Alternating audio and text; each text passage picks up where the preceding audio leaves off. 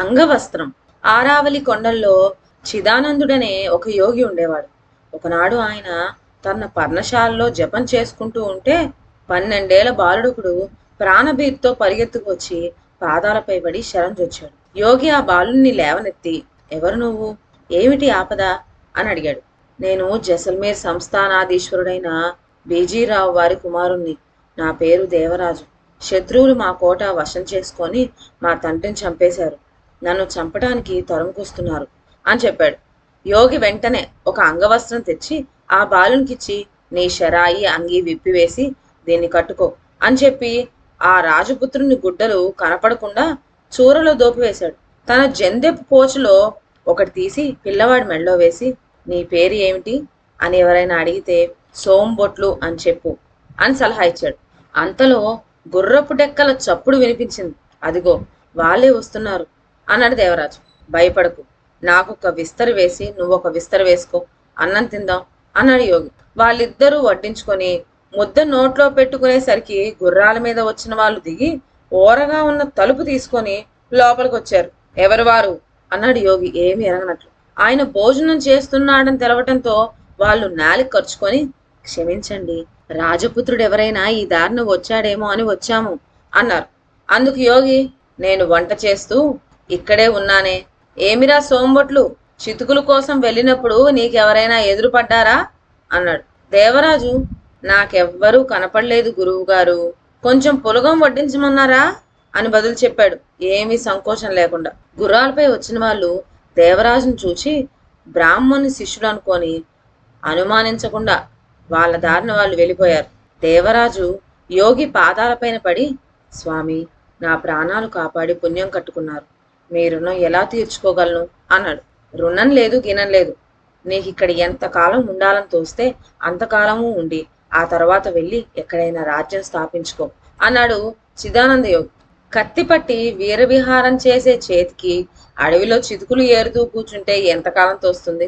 ఒకనాడు దేవరాజు యోగి ముందు నిలిచి, స్వామి, నన్ను ఆశీర్వదించి పంపండి, మళ్ళీ రాజ్యం సంపాదించుకుంటాను అన్నాడు. తదాస్తు అని చిదానంద యోగి లేచి ఏదో ఆకు దూసి తెచ్చి దాని పసరును ఒక వెదురు గొట్టంలో పోసి దేవరాజుకిచ్చాడు. ఏమిటి స్వామి ఇది అన్నాడు దేవరాజు. ఇనుమును బంగారంగా మార్చేది, రాజ్యం స్థాపించాలంటే ధనం అవసరం కదా, అందుకోసమే అన్నాడు యోగి. దేవరాజు దాన్ని భద్రపరుచుకొని, మీ జ్ఞాపకార్థం ఆ అంగవస్త్రం కూడా పట్టుకు పెడతాను అని చెప్పి ఆనాడు యోగి తనకు కట్టుకోమని ఇచ్చిన గవాంచాను కూడా చంకన పెట్టుకొని వెళ్ళాడు. ఆ వెళ్ళటం తిన్నగా మేనమామ అయిన భూతరాజు ఇంటికి వెళ్ళాడు. దేవరాజుకు మళ్ళనే అతని తల్లి కూడా శత్రువుల బారి నుండి తప్పించుకొని వచ్చి అన్నగారింట్లో తలదాచుకుంది.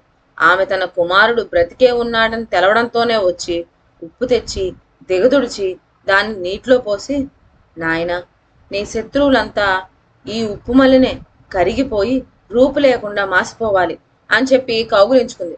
అమ్మా, మంత్రాలకు చింతకాయలు రాలవు. శత్రువుల్ని నాశనం చేయాలంటే తక్షణం నేనొక కోట కట్టాలి, బలగాన్ని పెంచాలి.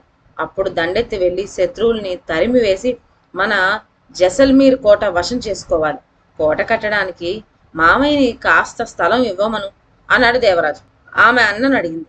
అందుకు భూతరాజు, స్థలం లేదు గిలం లేదు, పొమ్మన్నాడు. ఆ సమయానికి అక్కడికి గోడారివాడొకడు ఎద్దు చర్మం తెచ్చి భూతరాజుకు కానుగ్గా ఇచ్చాడు. ఆ కానుక చూచి దేవరాజు, మామ, ఎంతో స్థలం వద్దు, ఈ ఎద్దు చర్మం పట్టేటంత మెరచాలు అన్నాడు. అంతే కదా అని భూతరాజు ఒప్పుకొని ఒక ఇసుక రవ్వ చూపించి, అక్కడ తీసుకో అన్నాడు. ఎద్దు చర్మం అంత మెర స్థలంలో ఏమిటి చేసుకోవడం అనుకుంది దేవరాజు తల్లి. దేవరాజు ఆ ఎద్దు చర్మాన్ని సన్నటి పీలికలుగా కోసి ఒకదానికొకటి ముడికట్టి ఆ తాడుతో కొన్ని ఎకరాల విస్తారాన్ని ఆక్రమించి, చూడు మరి, ఇదే ఎద్దు చర్మం పట్టినంత మెర అన్నాడు. భూతరాజు వచ్చి చూచుకొని గుండె బాదుకున్నాడు. ఇసుక మెడారే కదా, భాగ్యమేమిటయ్యా మామ అన్నాడు దేవరాజు. నిజమే అనుకొని భూతరాజు వెళ్ళిపోయాడు. దేవరాజు మర్నాడే ఉప్పర్ను రప్పించి అంతమేర కోటగోడకు పునాదులు తవ్వించాడు. సాయంత్రం కావటంతోనే వాళ్ళందరూ కూలీ ఇవ్వమనేసరికి అతడు వాళ్ళ గుణపాలల్లో ఒకటి చేత పుచ్చుకొని చిదానంద యోగి ఇచ్చిన పసరు రాసేసరికి అది బంగారంగా మారిపోయింది. దాన్ని విక్రయించి వాళ్ళందరికీ కూలీ ఇచ్చాడు. కొద్ది రోజుల్లోనే అక్కడ గొప్ప కోట ఒకటి లేచింది. దాని ముందు భూతరాజు కోట దివిటి ముందు దీపానికి మళ్ళీ వెలవెలపోయింది.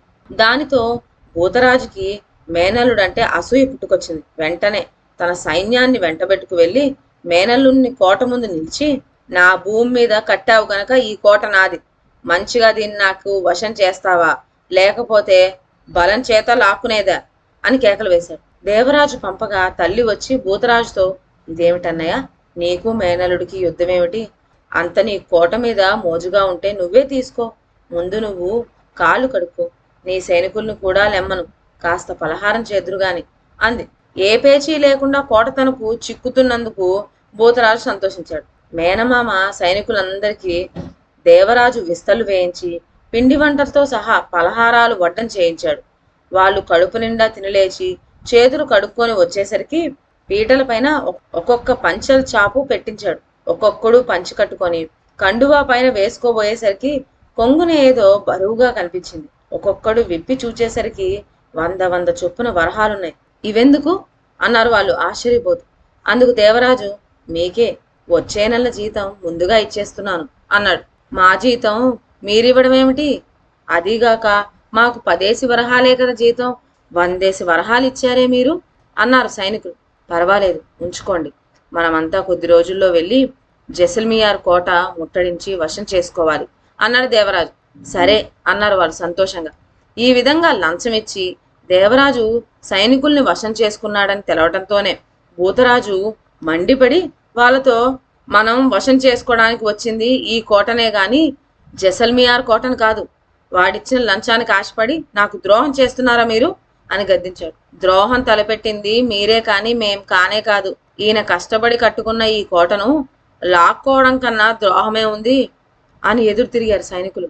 చేసేది లేక భూతరాజు గుర్రం ఎక్కి ఇంటికి దౌడు తీశాడు. ఆ సైన్యంతో పాటు దేవరాజు ఇంకా కొంత సైన్యాన్ని చేరుకున్నాడు. కొద్ది కాలంలోనే జైసల్మియార్ కోటను ముట్టడించి దానిలో ఉన్న శత్రువుల్ని పారదోలి వశం చేసుకున్నాడు. నాడు ముస్తాబై కొలువు కూటకానికి వచ్చినప్పుడు దేవరాజు భుజం మీద ఒక అంగవస్త్రం వేళ్లాడుతూ కనపడింది. మంత్రులు, సేనాధిపతులు, ఇదేమిటి ప్రభు అని అడిగారు. ఈ అంగవస్త్రమే నా ప్రాణాలను కాపాడింది అంటూ అతడు తన కోటు విప్పి లోపలున్న జంధ్యం కూడా చూపించి చిదానంద యోగి తనకు చేసిన ఉపకారం అంతా వాళ్లకు విప్పి చెప్పాడు. నాటి నుంచి దేవరాజు సంతతి వారందరూ పట్టాభిషేక సమయంలో అంగవస్త్రం ఒకటి భుజంపై ధరించి రావటం ఒక ఆచారంగా ఏర్పడింది. ఇదండి వాళ్ళ కథ. మరొక మంచి కథతో నెక్స్ట్ వీడియోలో కలుద్దాం. అంతవరకు సెలవు. నా ఛానల్లోని కథలు మీకు నచ్చినట్లయితే నా ఛానల్ను లైక్ చేసి సబ్స్క్రైబ్ చేయండి. షేర్ చేయడం మర్చిపోవద్దు. కొత్త కథ నోటిఫికేషన్ కోసం బెల్ ఐకాన్ ప్రెస్ చేయండి. Thank you.